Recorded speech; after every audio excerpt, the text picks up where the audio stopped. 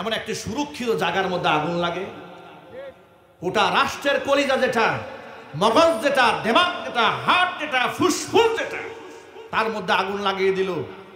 আপনারা ছিলেন কোথায়? নিরাপত্তা কর্মীরা কোথায় ছিল? আপনারা 2 দিন 3 দিন সময় নিয়েছেন।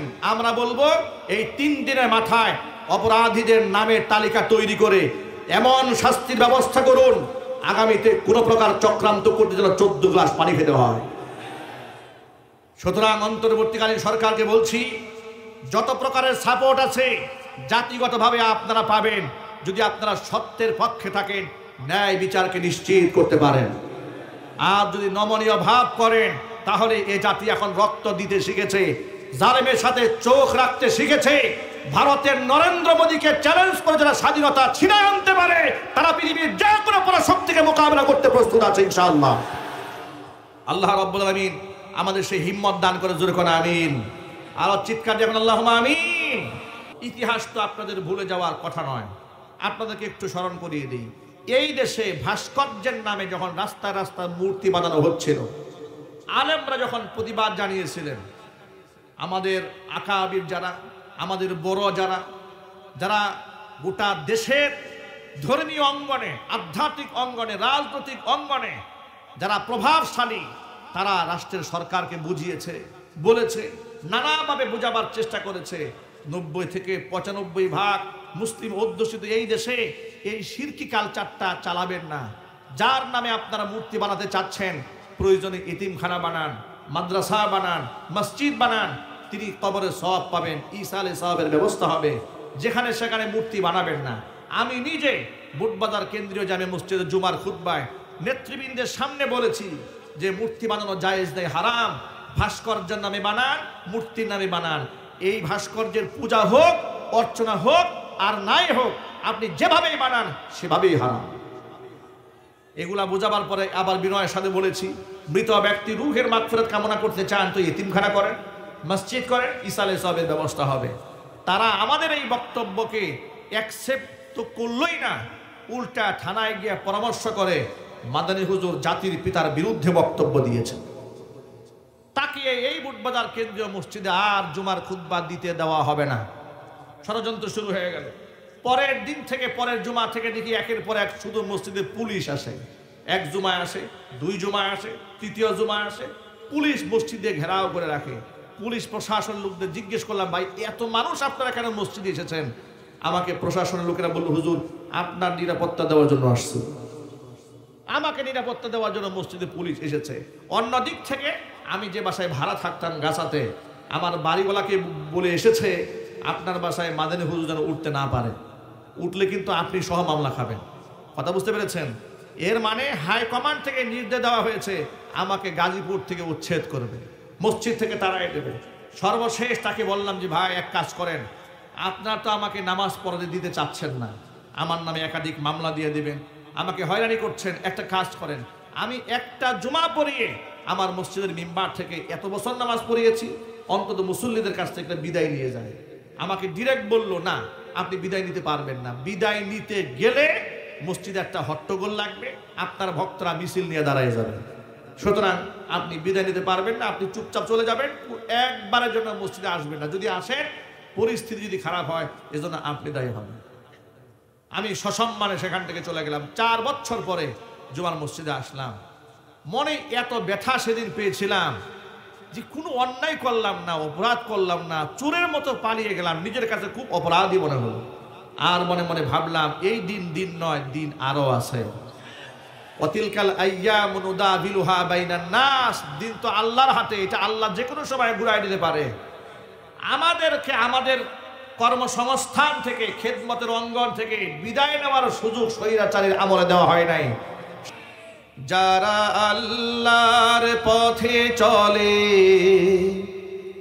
আল্লাহর কথা বলে, আল্লাহকে ভালোবেসে সপেছে জীবন, তাদের কিসের ভয়, কে করে পরাজয়, শহীদি তামান্নাতে নাচে তার মন।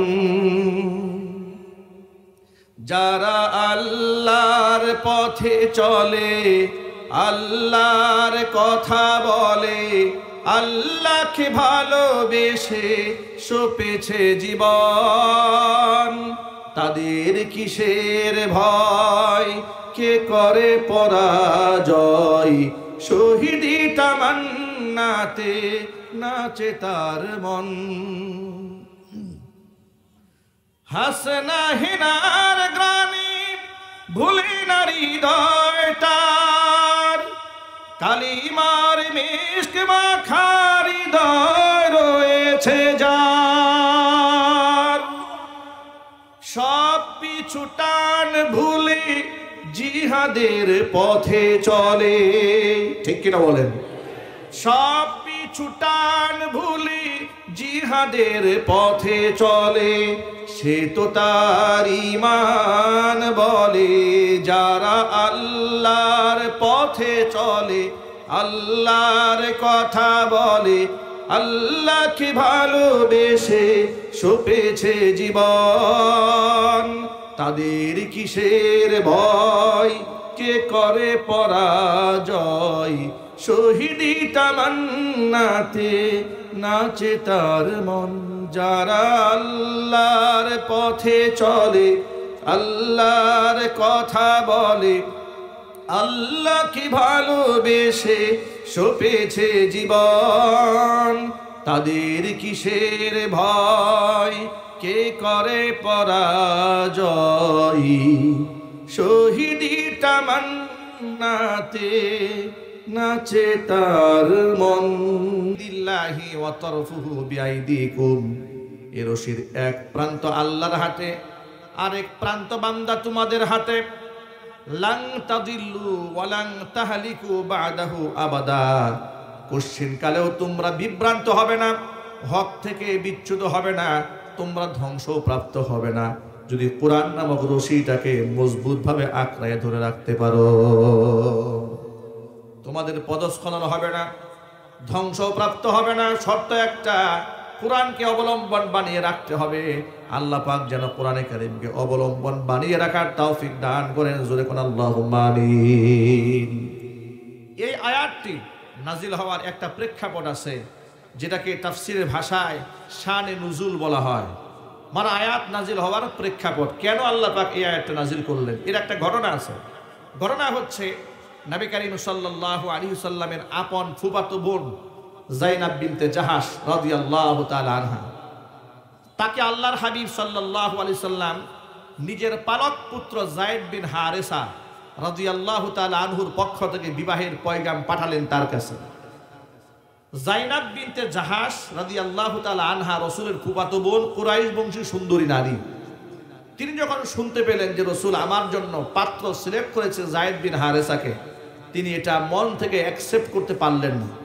অ্যাকসেপ্ট করতে না পারার পেছনে তার যৌক্তিকতা ছিল যে আমি হলাম কুরাইশ বংশের একটা স্বাধীনা মুসলিম রমণী, আমার সামাজিক স্ট্যাটাস, বংশীয় মর্যাদা অনেক উপরে। পক্ষান্তরে যায়েদ বিন হারেসা হচ্ছে কৃতদাস, উকাজের মেলা থেকে তাকে 8 বছর বয়সে খরিদ করা হয়েছিল। সুতরাং একজন কৃতদাসের সাথে, যদিও সে রাসূলের পালক পুত্র হিসেবে এখন সে মর্যাদা পেয়েছে, কিন্তু তার সাথে আমার বিবাহ বন্ধন হবে, এটা আমি মন থেকে মানতে পারলাম না। তিনি গ্রহণ করলেন না এই প্রস্তাব। সাথে সাথে তার ভাই আব্দুল্লাহ ইবনে জাহাশ, যায়নাব বিনতে জাহাশের ভাই, তিনিও এই প্রস্তাব অ্যাকসেপ্ট করলেন না। তার পরিপ্রেক্ষিতে আল্লাহ তাআলা আয়াতখানা নাজিল করলেন। আয়াত নাজিল হওয়ার পরে এই আওয়াজ যখন যায়নাব বিনতে জাহাশের কান পর্যন্ত পৌঁছেছে, তখন তিনি বললেন, আল্লাহ এবং রাসূলের সিদ্ধান্তই চূড়ান্ত। হুজুর যে সিদ্ধান্ত দিয়েছেন যায়েদ বিন হারেসাকে বিবাহ করতে হবে, আমি হাসি মুখে আল্লাহ এবং রাসূলের সিদ্ধান্ত মেনে নিলাম। একটু জোর আওয়াজে বলতে হবে আল্লাহু আকবার। আয়াতটি মুফাসসিরিনে কেরামরা লিখেছেন, যদিও আয়াতটি নাজিল হয়েছে একটা খাস ঘটনাকে কেন্দ্র করে, কিন্তু ঘটনার হুকুম ব্যাপক। প্রত্যেকটা মুমিন মুসলমানের জীবনে আল্লাহ এবং রাসূলের সিদ্ধান্তই শিরোধার্য। এই ক্ষেত্রে কোনো যুক্তি চলবে না, কোনো তর্ক বাণিজ্য করা যাবে না। যেমন আমরা যদি আমাদের যুবক ভাইদেরকে বলি, যুবকেরা মুখে দাড়ি রাখতে হবে, দাড়ি রাখার বিধানটা ওয়াজিব। সব ফুকাহা ইকরাম এই ব্যাপারে একমত। দাড়ি রাখা কি জোরে বলেন তো ভাই? আরো সবাইকে জুড়ে বলতে হবে। দাড়ি রাখার বিধানটা ওয়াজিব। 100 যুক্তি সামনে নিয়ে দাঁড়িয়ে যায়, হুজুর এখনো বয়স হয় নাই, চাকরি বাকরি করি, ব্যবসা বাণিজ্য করি, দাড়ি রাখলে মিথ্যা কথা বলা যায় না, কিন্তু যেহেতু মিথ্যা কথা বলতে হয় এই জন্য আমি দাড়ির অমর্যাদা করতে চাই না, এই জন্য কেটে ফেলি। কি বুদ্ধি দেখছেন? উনি দাড়ির অমর্যাদা করবে না, মিথ্যা কথা বলতে হয় তো এই জন্য দাড়ি আগে থেকেই কামায় রাখে। এরকম বুদ্ধি শুনলে শয়তান কিন্তু খুব খুশি হয়, ঠিক কিনা জোরে বলেন? দাড়ির ক্ষেত্রে হাজারো যুক্তি দাঁড় করায় দেয়, আবার না রাখার পেছনে গল্প করে বলে হুজুর দাড়ি এত গুরুত্ব নিয়ে পড়ে আছেন আপনি, গোটা দেশ চলতেছে একদিকে আর আপনি দাড়ি নিয়ে পড়ে আছেন। আমি বলি ভাই আমি শুধু দাড়ির কথা বলি না, এটা এক্সাম্পল বলেছি। দাড়ি, টুপি, তাসবিহ, জায়নামাজ, সুন্নতের মিসওয়াক থেকে শুরু করে সুন্নতে নববী, বাস্তব জীবনের সকল ক্ষেত্রে আল্লাহর নবীর আদর্শগুলোকে হাসি মুখে মানতে হবে। কোন বিধানকে তুচ্ছ করা, ব্যঙ্গ করা, খাটো করা, ছোট করে দেখার কোনো সুযোগ নাই। জোরে কোন ঠিক কিনা?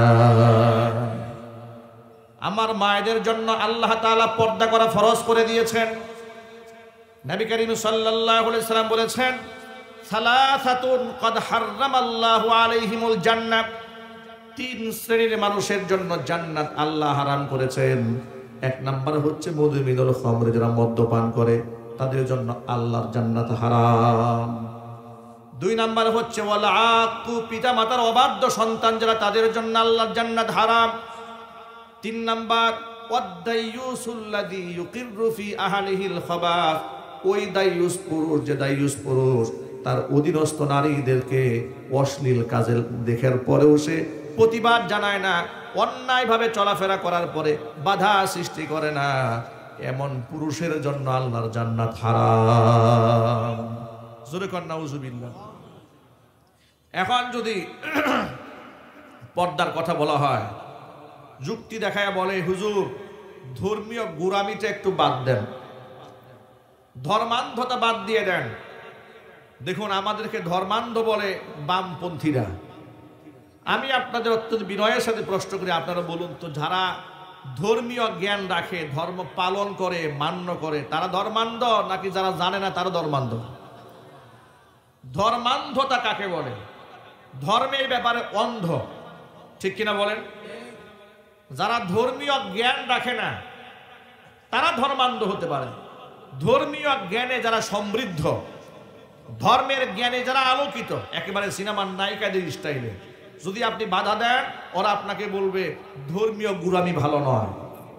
কথা বুঝতে পেরেছেন? ওরা আপনাকে বলে ফেলবে ধর্মীয় গোঁড়ামি ভালো নয়।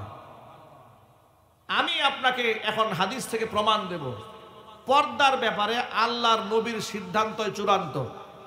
আল্লাহর নবী, আপনারা একটু বলেন তো হুজুর কি গোঁড়ামি করেছেন? ইমানি প্রশ্ন, একটু জোরে বলবেন। আল্লাহ রসুল গোঁড়ামি করেছেন? আল্লাহ রসুলের চেয়ে ইনসাফ এই পৃথিবীতে আর কেউ করতে পারবে? তিনি তার স্ত্রীদের পর্দার ব্যাপারে কত কঠোরতা আরোপ করেছেন লক্ষ্য করেন। উম্মে সালামা রাদিয়াল্লাহু তাআলা আনহা হাদিসের রাবী, তিনি বর্ণনা করেছেন, আমি এবং রসুলের আরেকজন স্ত্রী হযরতে মাইমুনা রাদিয়াল্লাহু তাআলা আনহা দাঁড়িয়েছিলাম রসুলের সামনে। এমন সময় হুজুরের অন্ধ সাহাবী আব্দুল্লাহ ইবনে উম্মে মাকতুম রাদিয়াল্লাহু তাআলা আনহু আমাদের সামনে এলেন। নবীজি আমাদেরকে বলেন, ইহতাজিবা মিনহু, তাদের থেকে পর্দার আড়ালে চলে যাও। তো ইতোমধ্যে পর্দার আয়াত নাজিল হয়ে গেছে, আমাদেরকে পর্দার আড়ালে চলে যেতে বাইরে বললেন।